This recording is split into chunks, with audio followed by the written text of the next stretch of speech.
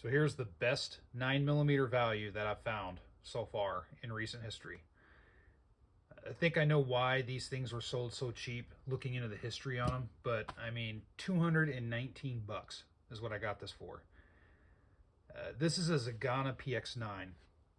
It's Turkish made. This one was made under contract to go for the Philippine National Police. There's a badge marking here, see there, and then PNP property for Philippine National Police. So the story is, first off, on this particular handgun, this design. So the PNP wanted a handgun, and apparently they went to the a U.S. manufacturer, and I guess the U.S. manufacturer told them to go pound sand or something. So they went to a couple Turkish manufacturers, Canik and the Thesis Zigana folks. So they got, I believe, 20,000 of the Caniks and then 10,000 of these PX-9s. Apparently the people in the PNP like the Canik better, which doesn't surprise me. It's a good, solid gun. So they went with that, and they decided not to go with this. They made 4,500 for the PNP at that time out of the 10,000 run that were delivered, I guess. But there was 5,500 that still needed to be delivered. They were already made. So what they did is they figured, well, we got all these handguns. Let's just send them out to, like, I guess they got a deal with SDS Imports to sell these on the civilian market, and boom, here we go. They imported it into the U.S., and there we go. We have a cheap 9mm. This, again, because of the situation, I think this is one of the best deals, if not the best deal on a 9mm out there for a double stack 9mm. This is just above the cost of a High Point, and it's stuff like this why I think High Point is going to slowly start having some issues, because I really think they have to, people like High Point, I really have to work harder to keep up with the Turkish-made guns, with guns like Taurus and whatnot. They're going to really have to work harder to keep up with that, because there's some really solid models coming out of that place. I know there are some junk as well, but if you look at the Turkish side, there's some good stuff, just like the Caniks. The Caniks are really good guns, considering their cost especially. So in any case, this guy right here, you can see it looks a lot like a Springfield XD9.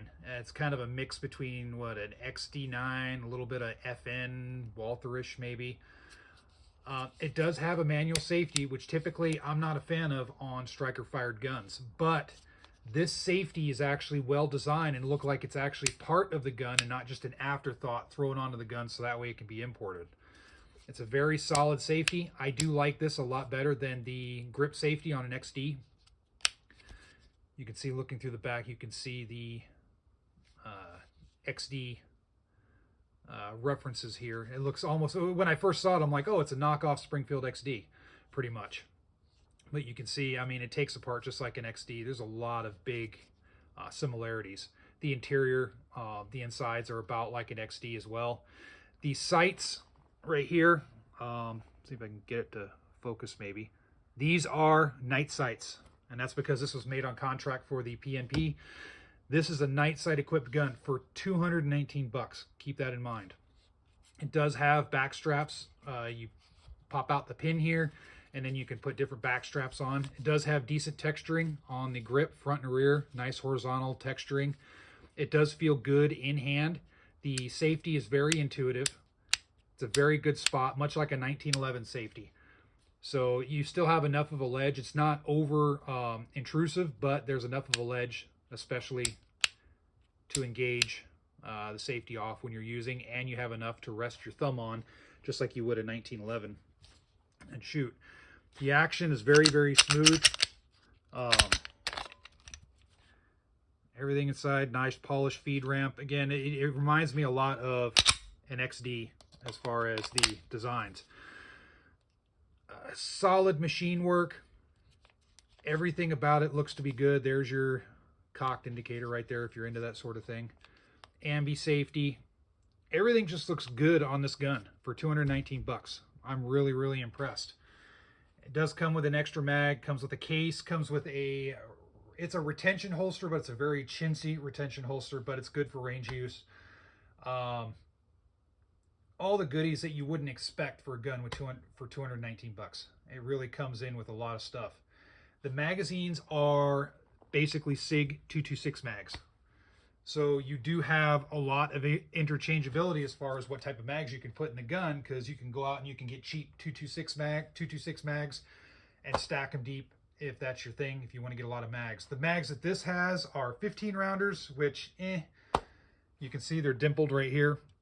They're just 15 round mags. That's one thing. It doesn't come with, you know, standard 17 or 18 round mags like most other guns do, but that's okay. I can remedy that pretty quick. I can go online, get a couple Checkmate 18 round SIG P226 mags for about 20 bucks each or so. And there you go, not an issue. So overall, this, I believe, is one of the best deals. Keep looking for those deals and don't worry about the brand so much. Just look at the individual quality of the piece, because sometimes you'll find some really cool stuff. There's going to be more videos to follow on this in the future. Overall, the impression of these things are really good. If you look not just on singular reviews, but just go as far as the torture tests go and all that stuff, the gun does really, really well. It's a very reliable gun. It works with a lot of different ammo. I think just the main thing, it was the Canic was picked over this was mainly probably because of ergonomics and such. Just people like the Canic better. And it was probably just one of those things. It was the same amount of money. They had the gun, so they just went with the Canic. I think that's why it got picked over this one right here. But in any case, check it out.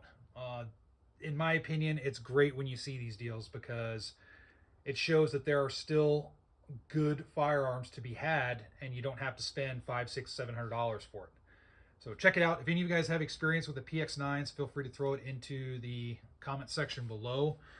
I believe the standard price is around 300 bucks when you don't get them on a special deal like this. If it's just a standard price, 280 to 300 bucks, I believe, which is still a really good deal. Again, if you find something like this for 220 bucks or under, jump on it. All right, thanks a lot for watching.